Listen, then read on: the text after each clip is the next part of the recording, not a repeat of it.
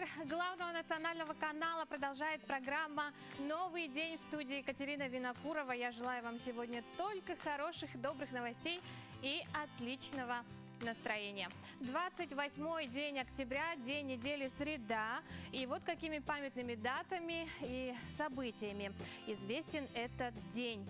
Так, сегодня отмечается Международный день анимации, а также Всемирный день дзюдо сегодня. На 9-й день 9-го месяца по лунному календарю приходится китайский праздник Чуньян.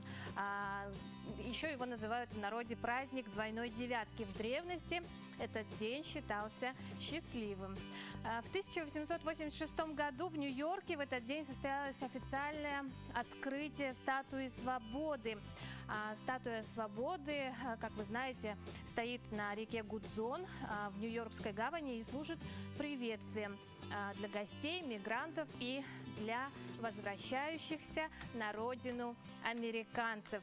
В России сегодня, также сегодня отмечается, родились в этот день основатель корпорации Microsoft Билл Гейтс и голливудская киноактриса Джулия Робертс. Если наряду с этими именитыми звезд 9-2262. Ну а далее прогноз погоды на канале НВК Саха.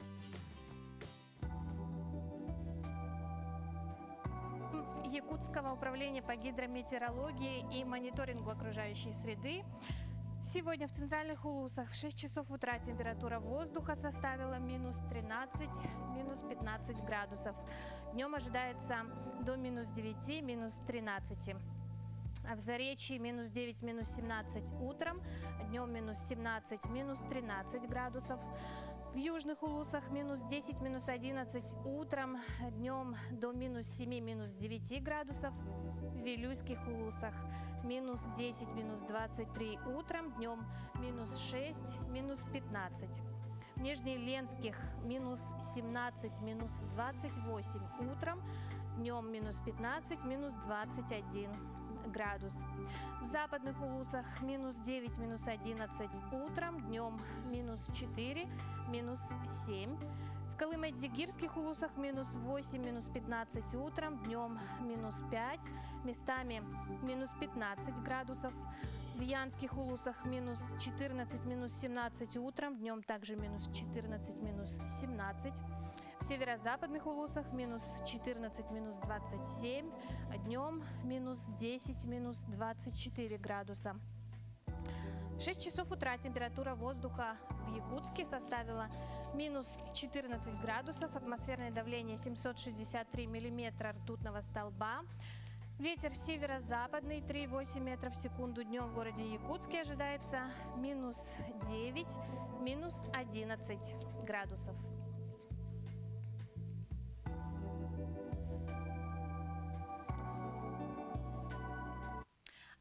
На предприятии Словакии совместно с украинскими специалистами выпустили школьный автобус-внедорожник. Новый Торсус Приториан предназначен для самых сложных школьных маршрутов в мире. Способен он доставить детей в школу по самому тяжелому бездорожью. Вместе с тем транспорт удобен в салоне. Там предусмотрены полки для рюкзаков. Оборудован он внутри 35 сиденьями. В салоне установлены сиденья с полимерным защитным покрытием и универсальными ремнями безопасности, складным подлокотником и опорой для бедер со стороны прохода. Автобус построен на полноприводном шасси грузовика МАН. Машина оснащена почти 7-литровым турбодизелем мощностью в 290 лошадиных сил. Кузов Торсус Приториан сделан из стального пространственного каркаса и панелей из композитного материала. Они также покрыты защитным полимерным покрытием типа Line X. Длина машины 8700 мм, ширина 2,5 мм и высота 3,600. Вес авто составляет 13,5 кг. Автомастера сделали уникальный автомобиль, совместив BMW и Таврию. А российские железные дороги представила плацкартный вагон нового поколения образца 2021 года. Создатели нового вагона постарались обеспечить максимальный комфорт и реализовать при этом интеграцию современных технологий.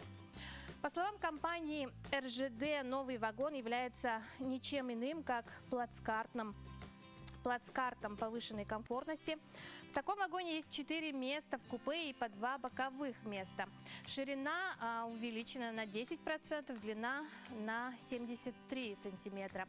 Такой подход значительно увеличил доступное пространство внутри. Отмечается, что спальные места и места для размещения багажа также увеличились. Более того, в общих зонах появились интегрированные прямо в вагон микроволновки, холодильники и даже душевые кабинки. Полки в купе разделены между собой при помощи перегородки в виде шкафа, который может использоваться для хранения каких-либо вещей. Не обошлось и без комфортабельных туалетов, которые оборудованы всем необходимым для комфортного времяпрепровождения.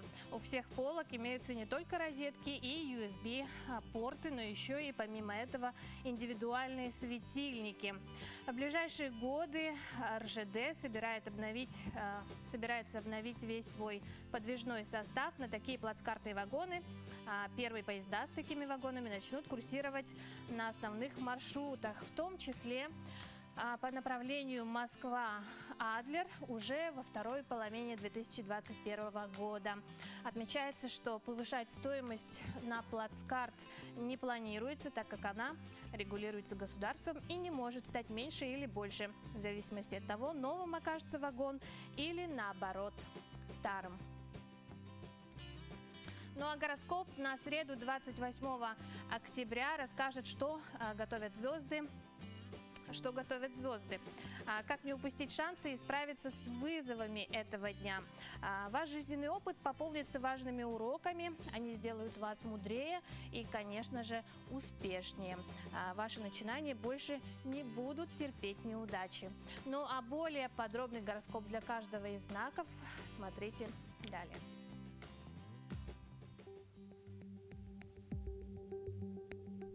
Источник дохода, на который рассчитывали овны, на какое-то время может иссякнуть. Будьте более ответственными в деньгах, откажитесь от покупок, если в этом нет необходимости. Иначе можете совершить очередную глупость. Тельцам пора открыть глаза и принять истину такой, какая она есть, даже если в этом случае красота иллюзии развалится.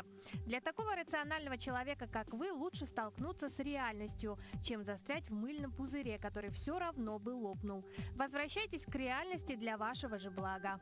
Никто не превзойдет близнецов в таланте и поддержке, которые вы покажете. Сегодня вы будете в центре внимания и получите заслуженные комплименты. Укрепите свою социальную позицию. Раки. Проведите день в компании любимого человека, ведь атмосфера будет способствовать романтике, нежности и тем приятным жестам, которые вы оба ждете друг от друга. Будьте более щедрыми в знаках любви, потому что за все, что вы предложите, вы можете получить взамен вдвое больше. Львы. Вы надежные коллеги, которые всегда готовы взять на себя самые сложные задачи. Вы успешно завершите даже самые сложные проекты и вызовете уважение и восхищение окружающих. Может быть, из-за этих качеств вас продвинут на ответственную должность. Девы. Отстранитесь немного от покоривших вас событий и внимательно прислушайтесь. Много полезной информации сейчас может прийти к вам, но если вокруг много шума и если вы нечетко все видите, вы упустите свои шансы. Весы. Одни ставят под сомнение ваши старания, другие считают, что вы выбрали не лучший способ достижения желаемых результатов, либо уверены, что все делали неправильно. Аргументируйте свою точку зрения и не повышайте голос без причины, потому что от агрессии вы не выиграете. Скорпионы. Вы не будете знать, как реагировать на события этого дня, ведь в нем будет всего понемногу. У вас появится повод для счастья, но также и для беспокойства. У вас будет выигрыш, но также и за что платить. Прежде чем делать выводы, подождите, пока все успокоится. Стрельцы, чтобы начать новый проект, о котором вы мечтаете и в который вы вложите огромные творческие ресурсы, вы должны сначала освободить место и время, поэтому не начинайте ничего другого.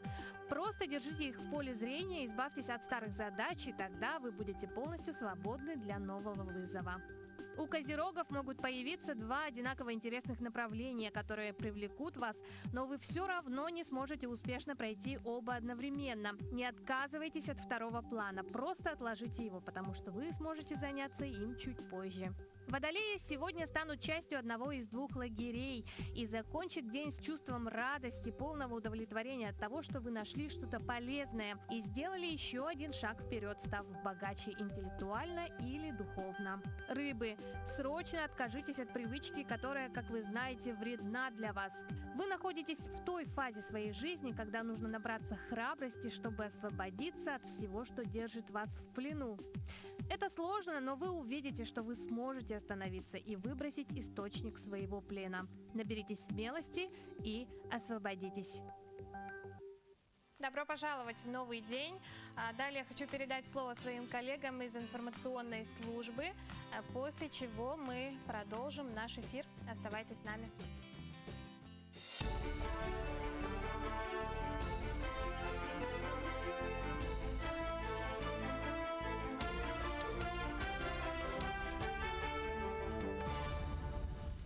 Новый день встречаем с новостями к этому часу. В студии Василий Радченко. Здравствуйте.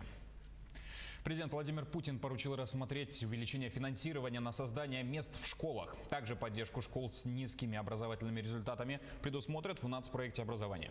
Президент отметил и необходимость обеспечить соответствующую инфраструктуру с безопасным доступом в сеть при подключении школ и колледжей к интернету. Финансирование пройдет в рамках нацпроекта «Цифровая экономика». Вопрос проработает правительство страны. Кроме того, глава государства поручил обеспечить разработку верифицированного, то есть проверенного и подтвержденного цифрового образовательного контента для школ в соответствии с федеральными образовательными стандартами. Около 800 детей посещают дежурные группы детских садов в Якутии. Более 60 детских садов продолжают принимать ребятишек, работников бесперебойных производств и экстренных служб.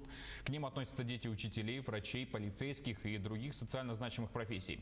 Так, 4 дежурных сада работают в Жиганском районе, 32 в Нюрбинском, 11 в Татинском и 12 в Верхневилюйском и 2 в Хангаласском районах Якутии. 734 учреждения продолжают работу в штатном режиме. В настоящее время карантин объявлен в 7 дошкольных учреждениях, в том числе из-за роста заболеваемости ОРВИ и гриппом в Сунтарском, Хангаласском, Вилюйском и Усть-Алданском районах. Детский сад поселка Чукурдах Алайховского района приостановил работу из-за выявления случая заболевания коронавирусной инфекцией. Правительство продлило беззаявительный порядок предоставления субсидий на оплату жилищно-коммунальных услуг. Обычно они выдаются гражданам на 6 месяцев. Для продления выплаты на следующие полгода необходимо заново подавать заявления и документы, подтверждающие нуждаемость. Из-за коронавируса ограничение в сроках было снято до 1 октября. Выплата продлевалась автоматически. Теперь эта мера пролонгируется еще до 31 декабря. То есть граждане, у которых срок предоставления субсидий истекает в период с 1 октября по 31 декабря, смогут получить господдержку в прежнем размере на последующие 6 месяцев без подачи заявления и документов. Воздушные подушки продолжают курсировать от Якутска до Нижнего Бестяха. На маршруте работают 20 хиосов. Цена при этом не меняется уже несколько лет. За одного пассажира берут 1500 рублей. Из-за текущей педобстановки, говорят водители, желающих перебраться на другой берег очень мало. По словам судовладельцев, в скором времени, как только пойдет мелкий рыхлый лед, шуга, начнется пересадка пассажиров на аэроботов «Тайфун». Тариф в этот период вырастет. Строительство нового учебного корпуса Якутской кадетской школы-интерната запланировали на 2022-2023 годы в столице республики. Об этом сообщили в Министерстве образования и науки. Кроме того, на базе школы-интерната планируется создание лагеря военно-патриотического воспитания «Авангард». По информации Министерства, за 20 лет десятки тысяч детей приняли участие в «Снежном барсе» от школьного до республиканского уровней. Победители регионального этапа представили республику во всероссийском военно-спортивном конкурсе «Победа». Ежегодно в течение 5 лет входят в десятку сильнейших команд России. В Якутии мобильный технопарк «Кванториум» до конца года обучит 1000 школьников. Это передвижной автомобильный комплекс, который оснащен высокотехнологичным оборудованием. В том числе лабораторией, программным обеспечением и учебной литературой. Комплекс уже прибыл в Якутск и является первым в регионе. Работа мобильного технопарка «Кванториум» планируется в Мегино-Кангаласском, Усть-Алданском, Вилюйском, Верхневилюйском и Намском районах, а также в пригородных школах Якутска. Традиционные якутские ножи признаны лучшими в стране. В Москве завершилась 41-я международная выставка-продажа «Клинок традиций и современность». На форуме мастера из разных регионов России и зарубежья представляют ножи и другое уникальное холодное оружие. Участником выставки стал и Александр Ючугяев. Он из Татинского района. Уже больше 40 лет он занимается изготовлением якутских ножей. Становился призером различных республиканских конкурсов и впервые решился поехать на международную выставку. Якутянин увез на родину сразу 3 приза в 3 номинациях, в том числе в категории «Лучший национальный нож». На этом пока все. Спасибо за внимание и хорошего вам дня.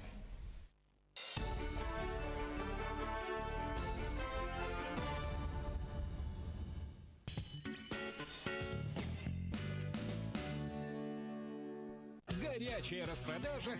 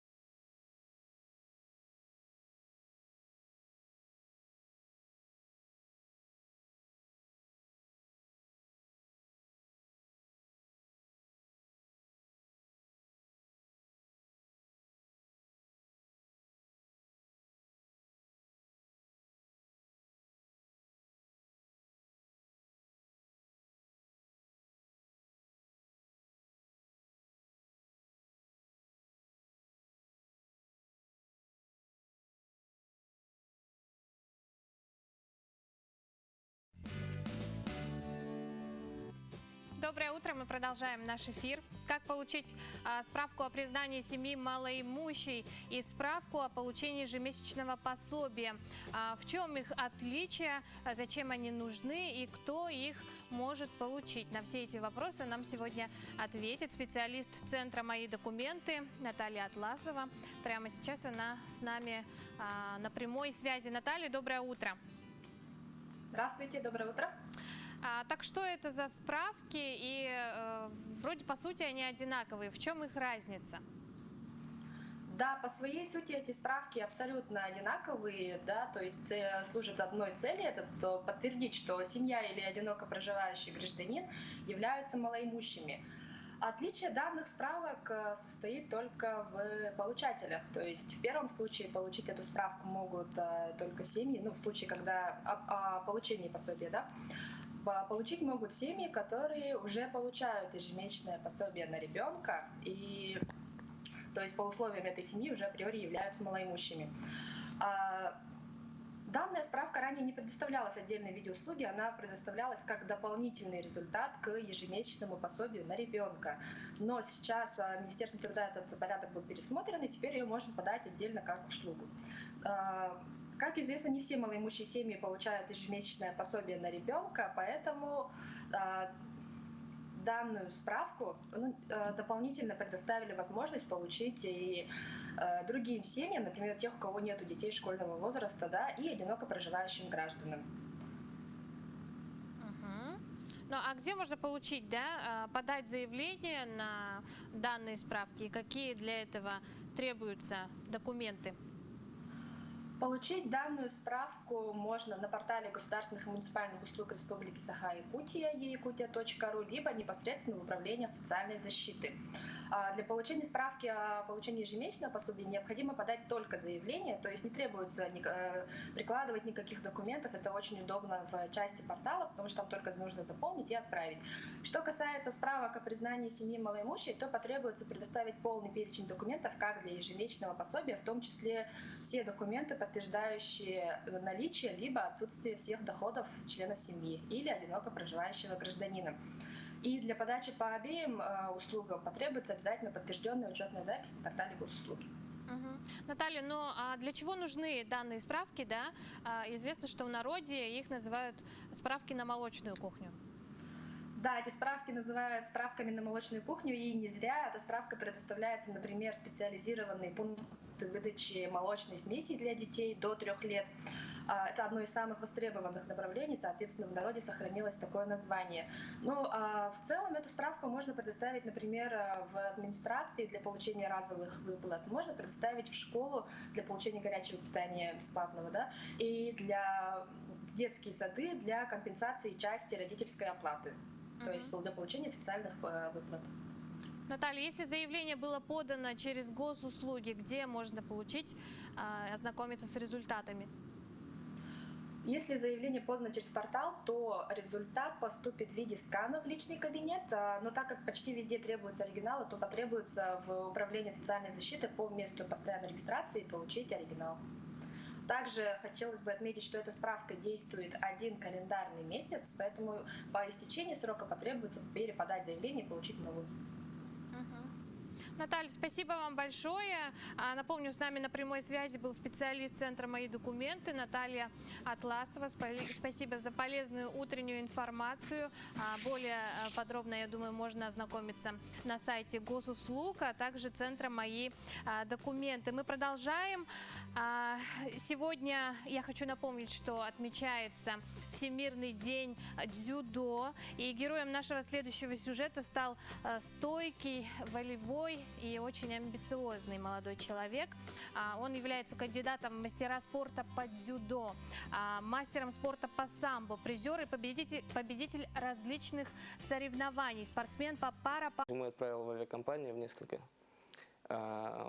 Пока ждал от них ответа, получается, летний сезон был, надо было работать, как-то жить, чтобы на родительской шее не сидеть. И решил устроиться на завод временно подработать. На этом заводе есть электрокара, маленький вагончик, можно сказать, по рельсам ездит. Он перевозит большую цистерну с замесом, с бетонным замесом. Я ее должен сопровождать. И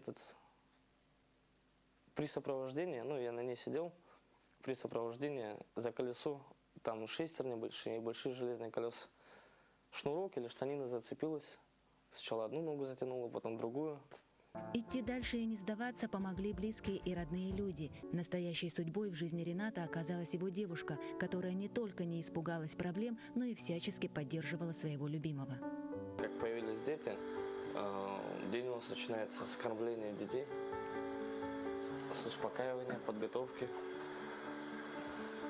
к наступившему дню. Займемся детьми, потом я ухожу на работу, возвращаюсь, снова опять дети. И в последнее время что-то тренировки пропускаю, но стараюсь заниматься. Я с 6 лет занимался дзюдо, самбо.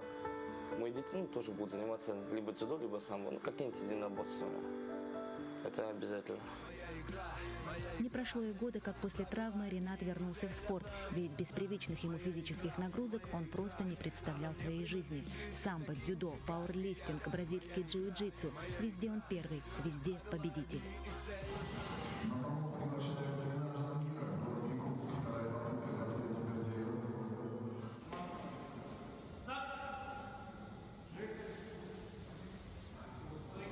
Нет ничего невозможного. Все реально, все в твоих руках. Бери и делай. Тут же появится и поддержка от остальных. Люди потянутся. Преодолев все трудности, у Рената появилось острое желание жить и помогать другим. Сегодня он ведет свой ресторанный бизнес, занимается строительством и благоустройством родного поселка. Также совсем недавно Ренат выкупил старое здание и ремонтирует его под адаптивный центр спорта. Здесь у нас в дальнейшем планируется открытие гостиницы. Спальная комната будет для приезжих спортсменов, те, кто будут проходить здесь сборы. Нельзя опускать руки, нужно искать какую-то мотивацию, ставить себе какую-то цель и вот конкретно идти к ней. В жизни есть очень много преград, которые не всегда можно переломить одной лишь силой. А если все-таки таковая и есть, то это сила духа. Пока человек силен, он всегда герой. Моя игра, она мне принадлежит и таким же, как и я. Моя игра, здесь правила одни и цель одна.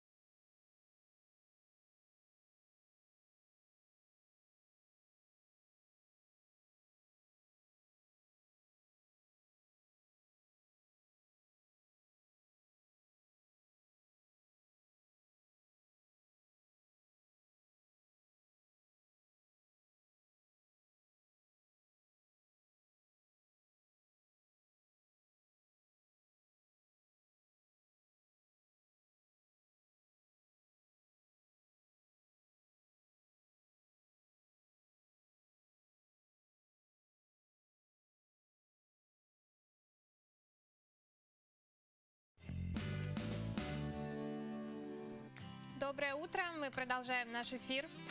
Инфекция, вызванная вирусом иммунодефицита человека, давно вышла за пределы группы риска, как это было еще 20 лет назад, когда она распространялась в основном среди потребителей инъекционных наркотиков. Нередко ВИЧ сегодня диагностируют у вполне благополучных людей. Об эпидемиологической ситуации по ВИЧ в нашей республике мы сегодня поговорим с врачом-эпидемиологом отдела клинической эпидемиологии Центра СПИД Айной Домотовой. Айна, доброе утро. Доброе утро. Расскажите, как вы сейчас работаете, какие функции перешли на онлайн, либо вот в прежнем режиме работаете? За консультативно-диагностической помощью, профилактической помощью можете обратиться к нам в центр, расположенный по адресу город Якутск, улица Стадухина, 81/8. Также в состав нашего центра входят два наших филиала, расположенных в городах Мирный и Алдан. В настоящее время мы работаем в обычном режиме с соблюдением всех санитарно-гигиенических норм. Какова на сегодня статистика ВИЧ-инфицирования в нашей республике? Насколько возросли показатели за последнее время и возросли ли? Кумулятивно за все годы наблюдения в республике всего зарегистрировано 2660 ВИЧ-инфицированных. Из них граждан Российской Федерации 2010, иностранных граждан 264 и прибывших с установленным диагнозом с других регионов Российской Федерации составляет 394. ВИЧ-инфекция регистрируется в 32 муниципальных образованиях республики, где большой удельный вес приходится на районы Мирный, Ленск, Алдан, Нерюнгри, Мекен и город Якутск. Вот за 9 месяцев этого года всего выявлено 129 ВИЧ-инфицированных, из них граждан Российской Федерации 104, иностранных граждан 2 и прибывших с установленным диагнозом 23.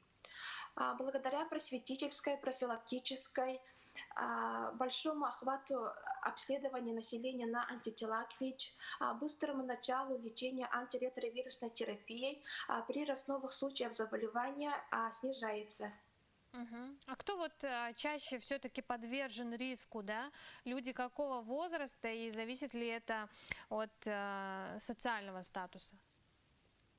Если ранее мы говорили, да, то, что ВИЧ-инфекция регистрировалась в группах повышенного риска, это потребители инъекционных наркотиков, занимающиеся проституцией с нетрадиционной ориентацией, то сейчас ВИЧ-инфекция вышла в общую популяцию. Сейчас любой человек, вне зависимости от возраста, пола, социального статуса, образования, может заразиться этой инфекцией. В общей структуре ВИЧ-инфицированных у нас преобладают мужчины, это 63%, а удельный вес женщин составляет 37%.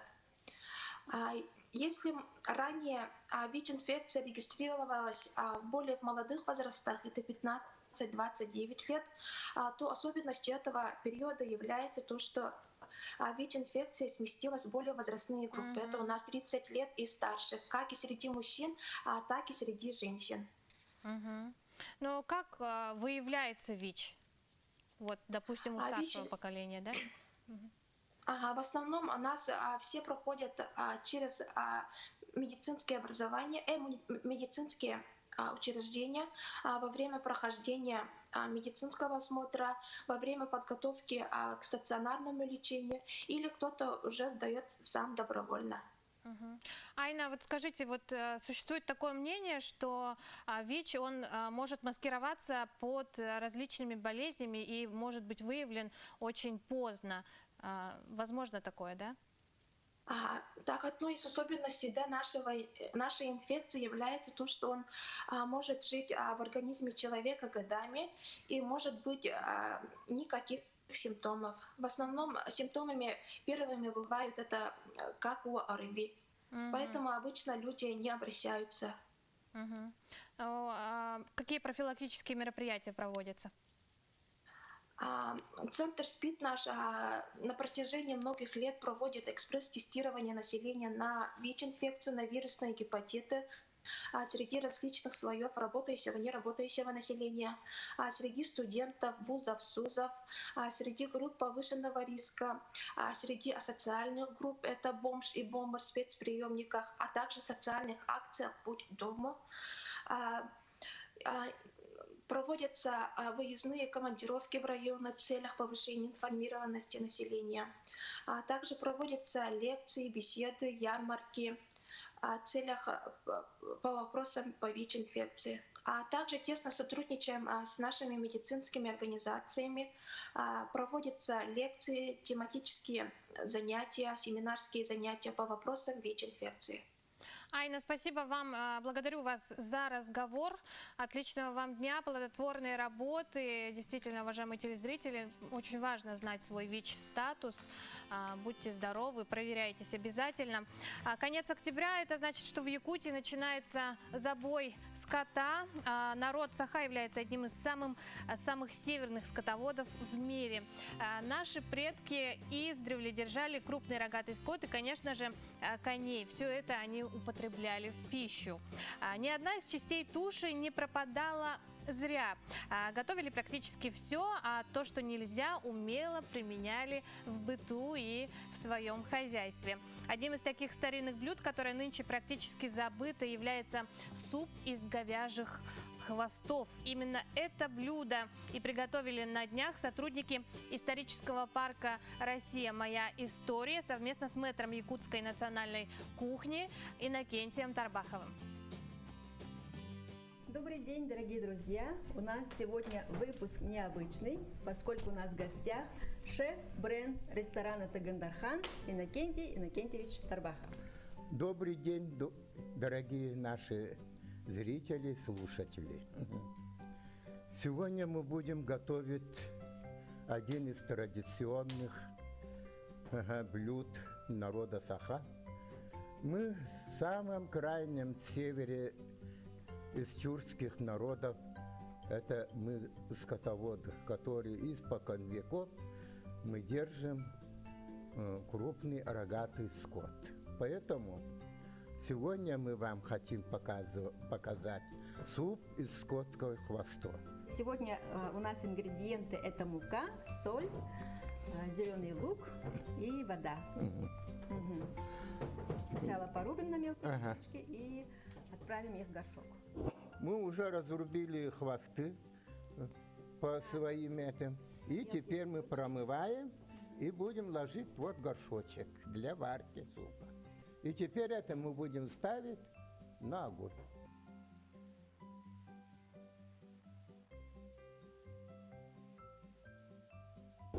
Прошло 2,5 часа. Суп, бульон у нас готов.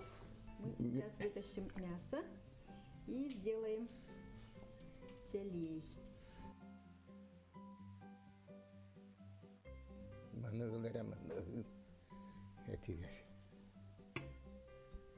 Он так әлін уақыттан кебер.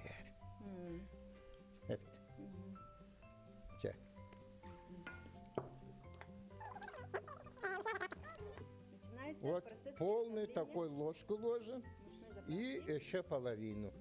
Все, хватит. Мехманам буккуй. И помешиваем. Ну, у нас должна была быть... Вот так. Ага. Смешали до однородной массы. Ага. Очень хорошо получилась мучная заправка. Ага. Теперь выливаю бульон. Ага, и ставим Опять на огонь. довести до кипения. İdcan uğru ne olur? Tepte de biter olur. Onun ahlıvıt.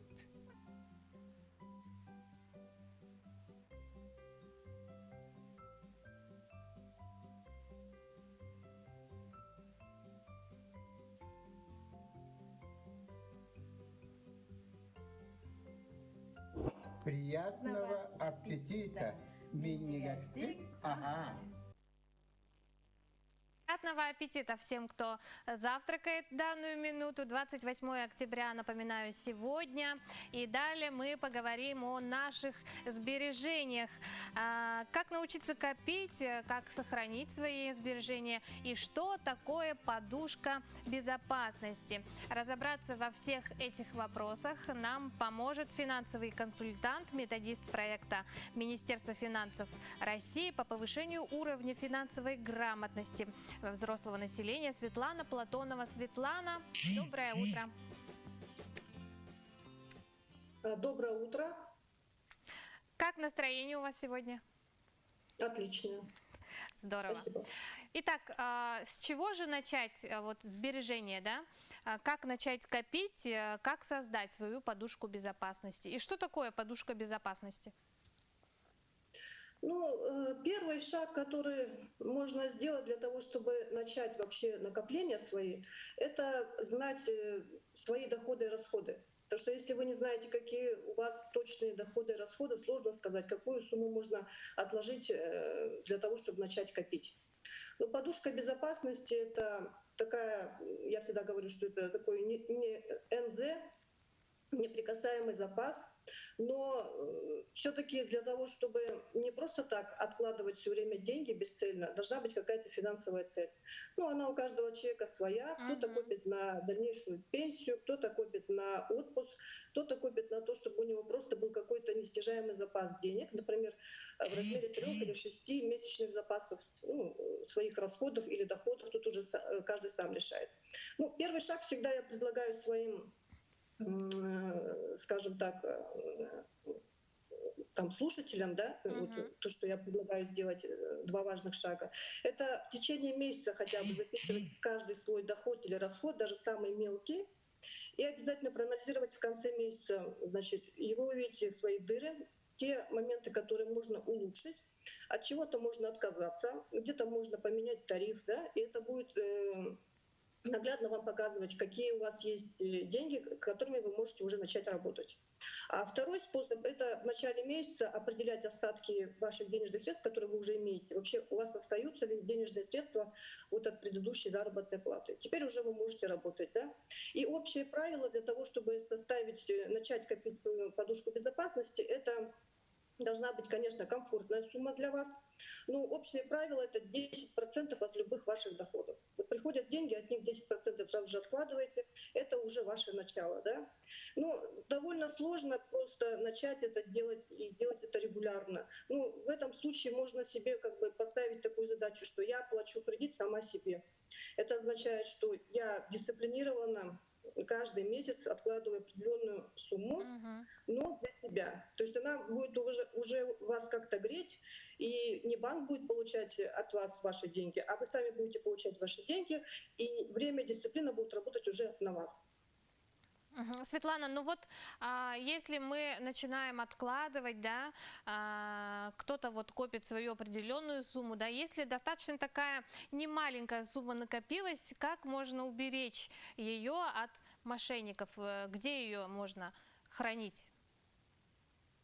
Ну, это очень актуальный вопрос. В последнее время мы видим часто новости о том, что обманывают финансовые мошенники. Да? Тут самое главное — это, наверное, самостоятельно всегда вести учет своих финансов, не доверяя, в принципе, никому, да, постоянно повышать уровень своей финансовой грамотности.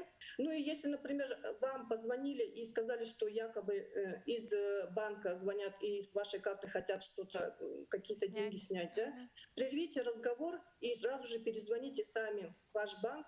Телефон банка указан на банковской карточке, и сами убедитесь, что так это или не так. Ну, тут других советов быть не может, что только самостоятельно вы ответственны за каждое свое действие, потому что если вы придадите своим мошенникам свои данные карты, то деньги могут, конечно же, списать. Да, очень актуальная на сегодня тема. Но вот все говорят о подушке безопасности, да? Какие правила создания у нее? Ну, правило создания, как я уже говорила, это комфортная сумма. Общее правило — 10% каждого своего дохода откладывать на подушку безопасности, а копить лучше на карте с процентом на остаток или на накопительном счете, потому что задача у подушки безопасности, чтобы в нужный момент можно было легко эти деньги снять. Светлана, но вообще, я вот, если судить по себе, да, мне кажется, что особенность нашего мозга, да, состоит в том, что он как бы не умеет копить. Есть такая у него функция, да, отключить, да? Или все-таки это потому, что мы себя боимся в чем-то ограничивать? Почему так происходит? Конечно, очень сложно держать себя в жестких рамках. И, естественно, просто копить, не давая себе ничего взамен, это сложновато. Поэтому я предлагаю все-таки себя как-то благодарить и небольшие покупки для себя все-таки каждый месяц совершать. Тогда вам будет легче выполнить задачу, накопить свою подушку безопасности и не трогать ее, чтобы она у вас была целая. Вот это самое главное. Если вы увидите первые свои результаты, что у вас накопилась крупная сумма, то вы будете довольны и будете постоянно так делать, и вас будет радовать то, что у вас есть какая-то сумма, тем более в кризисное время желательно, чтобы запасы всегда были. Ага, Светлана, вы сказали, что 10%, допустим, от заработной платы нужно откладывать, да? Должен ли возрастать этот процент со временем?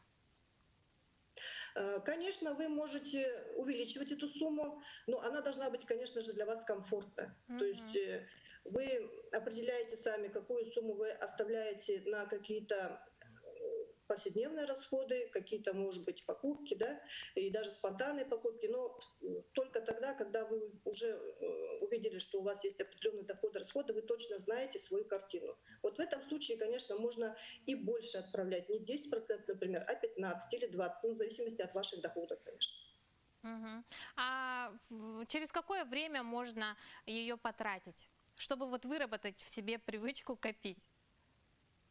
Ну, Тут зависит от того, какая у вас финансовая цель. Если вы достигли своей финансовой цели, например, вы Накопили на автомобиль, купили автомобиль. Или на отпуск, или на более мелкие цели, или на более крупные цели, да, то вы можете в тот момент, когда вам они понадобятся для того, чтобы удовлетворить свою финансовую цель, конечно же, снять и начать заново. Но я рекомендую все-таки, чтобы всегда оставался какой-то неприкасаемый запас, какая-то неснижаемая сумма в бюджете должна быть. Что ж, Светлана, спасибо вам огромное за столь полезный разговор этим утром. Отличного вам дня, хорошего настроения. Ну а вам, дорогие телезрители, чтобы посоветовала бы я, чтобы спать спокойно на мягкой подушке, обезопасьтесь подушкой безопасности. Ну а далее у нас небольшая рекламная пауза, после чего мы с вами снова обязательно увидимся, продолжим говорить об акции «Жизнь без алкоголя. Залог успеха». Оставайтесь с нами.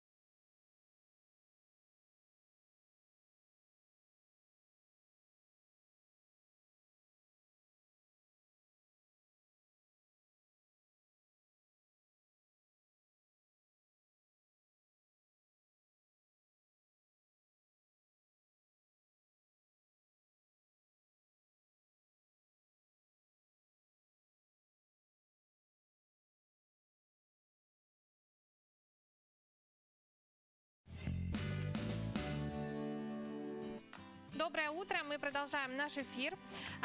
Также мы продолжаем тему республиканской совместной просветительской акции «Жизнь без алкоголя. Залог успеха», которая направлена на профилактику алкогольной и повторной преступности, а также профилактику преступлений.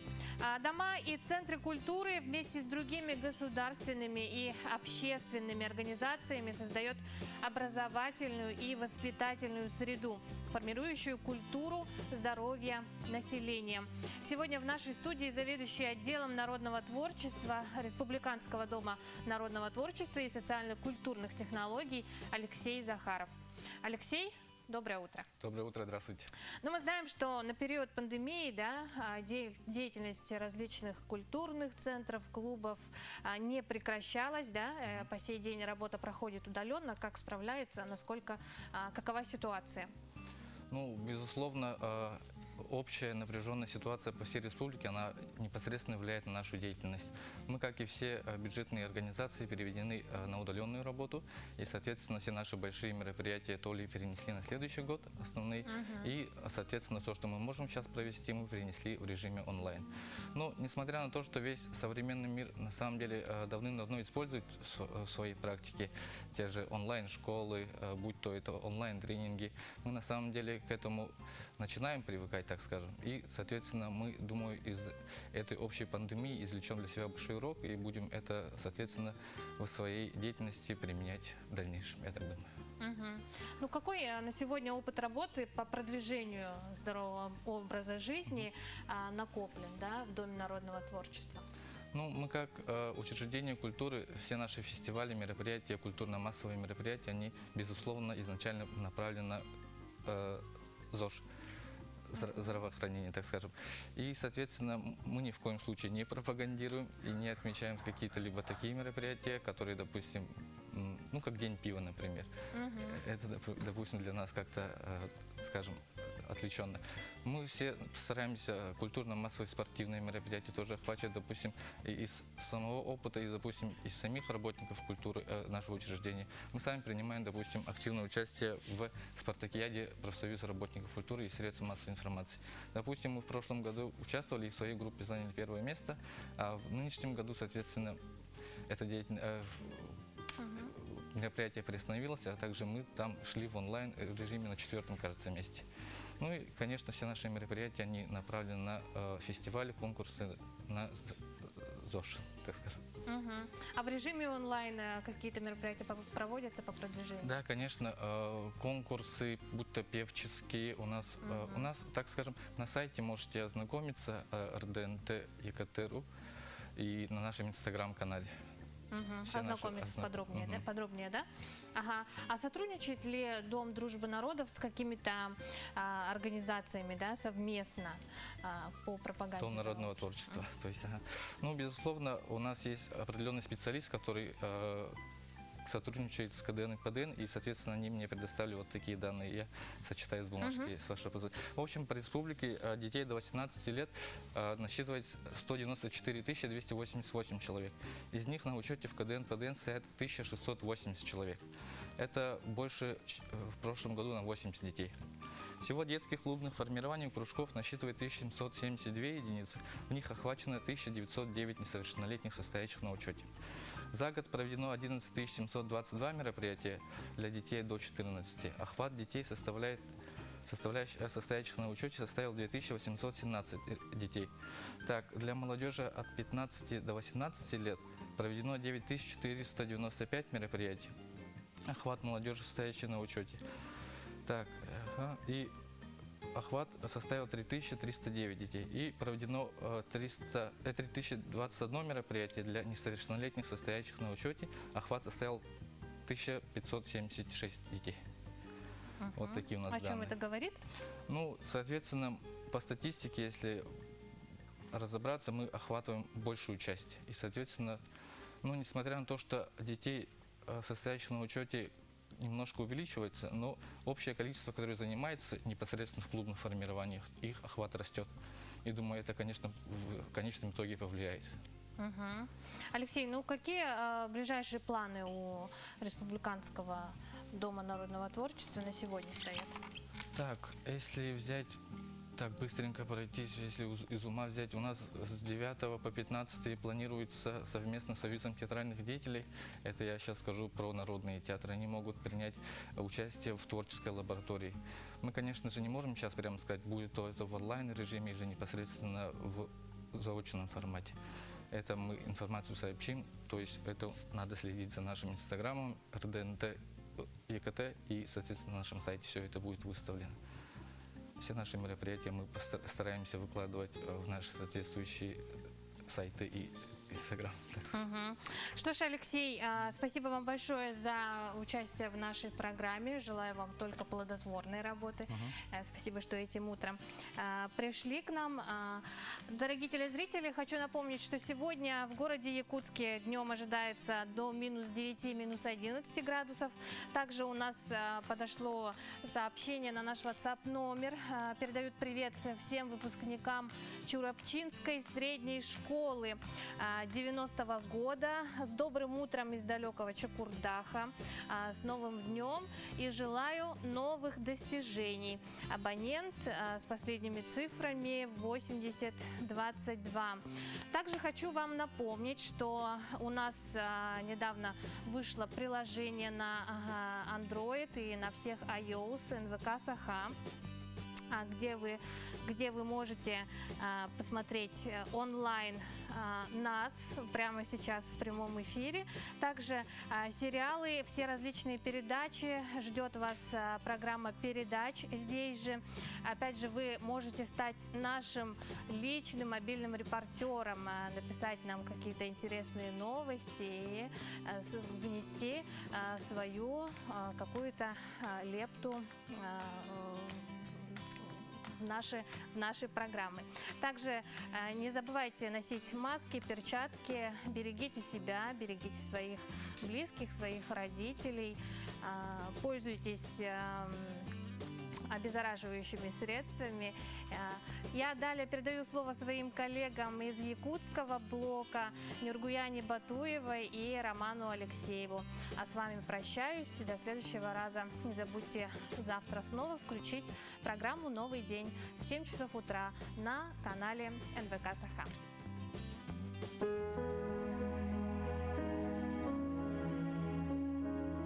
Якутия – это территория великого и непостижимого пространства. Эта первозданная земля влечет человека своими пейзажами и поразительной красотой суровой северной природы. Главным богатством нашей республики являются реки. Это настоящие сокровищницы, затаившие в своих водах многообразие рыб. Федеральный закон о любительском рыболовстве и внесении изменений в отдельные законодательные акты Российской Федерации вступил в силу с 1 января 2020 года. Новая трактовка закона регулирует организацию любительского и спортивного рыболовства. Суть закона состоит в том, что рыболовство осуществляется на водных объектах общего пользования гражданами Российской Федерации свободно и бесплатно. На территории Республики Саха-Якутия суточная норма вылова регламентируется правилами рыболовства для Восточно-Сибирского рыбохозяйственного бассейна. На территории республики для каждой группы районов установлена своя суточная норма. Также с 1 января 2020 года в силу вступили правила учета рыболовных сетей и их обязательной поштучной маркировки, которые осуществляют территориальные органы Федерального агентства по рыболовству. Учету подлежат все сетные орудия, используемые для любительского рыболовства в районах Севера, Сибири и Дальнего Востока. Запрещается добыча водных биоресурсов с применением сетных орудий добычи в водных объектах рыбохозяйственного значения, за исключением добычи на рыболовных участках, предоставляемых для организации любительского лова, на участках водных объектов, указанных в приложении номер 3 правил рыболовства для Восточно-Сибирского рыбохозяйственного бассейна и на изолированных Карасевых озерах, не имеющих гидрологической связи с рекой и не предоставленных под рыболовные участки. Вне рыболовных участков запрещается применение сетных орудий. Разрешены только крючковые снасти, спиннинги летние и зимние удочки, закидушки и так далее с общим количеством крючков не более 10 штук у гражданина. С полным списком разрешенных орудий можно ознакомиться в правилах. Реки влияют на все сферы человеческой жизни. Вокруг них история и культура народов республики. В наших силах сберечь реки и их обитателей.